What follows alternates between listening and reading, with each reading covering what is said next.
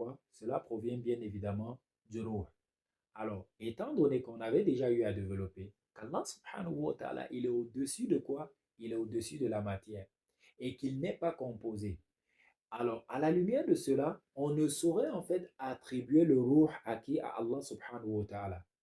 On ne saurait en fait attribuer quoi? Le ruh. C'est-à-dire que nous n'épousons absolument pas cette parole-là selon laquelle, eh bien, on dit que le souffle de vie que nous avons, eh bien, ce souffle de vie-là est extrait en fait, provient en fait du souffle de vie d'Allah subhanahu wa ta'ala. Non, il n'est pas constitué de souffle de vie. C'est-à-dire que même l'imagination ne pourrait en fait attribuer quoi? La composition à Allah subhanahu wa ta'ala. Son essence est pure et n'est pas composée. Donc, c'est pas comme si Allah subhanahu wa ta'ala avait un ruh. Donc, c'est un peu ce qu'il dit ici, que Allah subhanahu wa ta'ala n'a ni de cœur à partir duquel naissent en fait quoi? Le sentiment d'amour, d'attirance, etc. et tout. Et il n'a pas non plus de ruh. Donc, en aucun cas, lorsqu'on parle d'amour dans le cadre d'Allah subhanahu wa ta'ala, ne saura être identique à quoi? À lorsqu'on parle de l'amour dans le cadre de quoi? Des êtres humains. Alors, quel est donc le sens de l'amour d'Allah subhanahu wa ta'ala vis-à-vis de ses créatures? Eh bien, l'amour d'Allah subhanahu wa ta'ala vis-à-vis de ses créatures, eh bien, c'est tout simplement quoi? C'est tout simplement son action.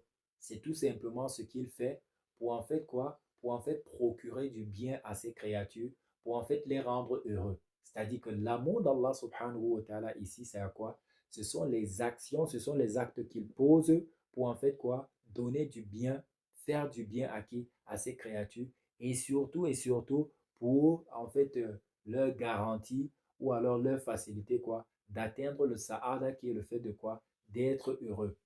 Et cela, on peut voir à travers tout ce qu'il a fait. Après nous avoir façonné, masha'Allah, après nous avoir créé, il a créé un monde où la vie, elle est possible. Il a en fait soumis, j'ai envie de dire, la pluie, la terre, etc. et tout, à l'être humain.